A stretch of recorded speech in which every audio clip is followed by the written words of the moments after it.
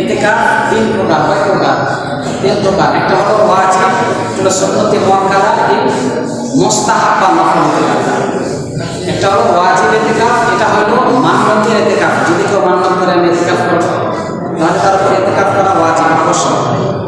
দুই নাম্বার সুন্নতে মুআক্কাদা আলাল কিফায়া, সুন্নতে মুআক্কাদা আলাল কিফায়া, রমজান মাসের শেষ দশকে ইতিকাফ করা সুন্নতে মুআক্কাদা। এটা সুন্নতে মুআক্কাদা সবার জন্য নয়, আলাল কিফায়া, সমাজের মধ্য থেকে, মহল্লার মধ্য থেকে যদি যে একজন আদায় করে সকলের পক্ষ থেকে আদায় হয়ে যাবে, অন্যথায় সকলেই গুনাহগার, মহল্লার সকলেই গুনাহগার হয়। 3 দিন 5 দিন নয়, 10 দিন। 10 দিন ইতিকাফ করা কি? সুন্নতে মুআক্কাদা আলাল কিফায়া।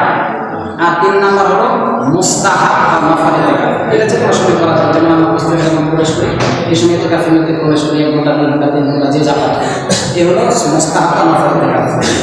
ইতিকাফ অবস্থায় আমি জানতে চাই, ইতিকাফ অবস্থায় যদি ইতিকাফ থাকি তাহলে আমাকে খাবার দিয়ে যাওয়ার মতো কোনো মানুষ নেই, বাড়িতে পুরুষ মানুষ নেই, তাহলে এরকম কোনো সময় এই সিচুয়েশন তৈরি হয়, পরিবেশ তৈরি হয়, তাহলে ইতিকাফ থাকা অবস্থায় যদি খাবার দিয়ে যাওয়ার মতো কোনো মানুষ না থাকে তাহলে আপনি খাবার আনার জন্য বাড়িতে যেতে পারবেন। তবে শর্ত হইল আপনি বাসায় ঢুকতে পারবেন না, মেন গেটে, বাসার মেন গেটে দাঁড়িয়ে থাকবেন, আপনাকে খাবার দিয়ে যাবেন এবং দ্রুত খাবারটা নিয়ে, এবং সেখানে গিয়ে আপনি বলতে পারবেন না বাইরের অবস্থা কী, বাচ্চা কেমন আছে, এই ব্যবসা বাণিজ্য কেমন চলতেছে, খানার কোনো সমস্যা ইত্যাদি কথা বলতে পারবেন। জাস্ট আপনি শুধু খাবার আনার জন্য যাবেন, মেন গেট থেকে খাবারটা নিয়ে চলে আসবেন, কোনো কথা নেই।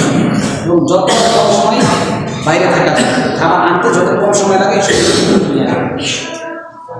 তাহলে ইতিকাফ থাকা অবস্থায় যদি কারো খাবার দিয়ে যাওয়ার মতো কোনো লোক না থাকে তাহলে উনি ইতিকাফ থাকা অবস্থায় বাসায় গিয়ে খাবার নিয়ে আসতে পারবে। তবে সত্য বাড়িতে প্রবেশ করতে পারবে না, কোনো কথা বলতে পারবে না। ইতিকাফ থাকা অবস্থায় ওযু ইস্তেনজার জন্য, টয়লেট করার জন্য, গোসল করার জন্য মসজিদের যে ওযুখানা বা বাথরুম আছে এখানে আপনি যাইতে পারবেন, কোনো সমস্যা নেই, কারণ আমাদের মসজিদে যেতে তারপরে টয়লেট করার জন্য নেই।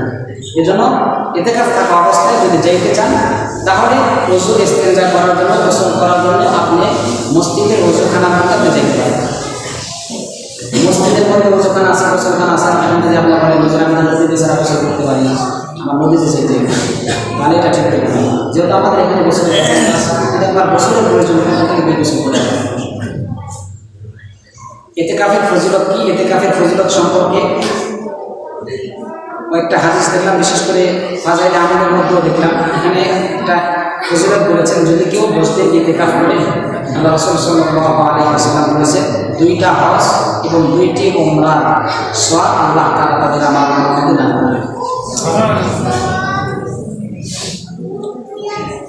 এই জন্য আমরা সকলেই চেষ্টা করব লাইলাতুল কদর এর ফজিলত অর্জন করার জন্য এই ইতিকাফ করার চেষ্টা করবো ইনশাআল্লাহ, এবং বেশি থেকে বেশি আমরা দান করার চেষ্টা করবো এই শেষ দশকে।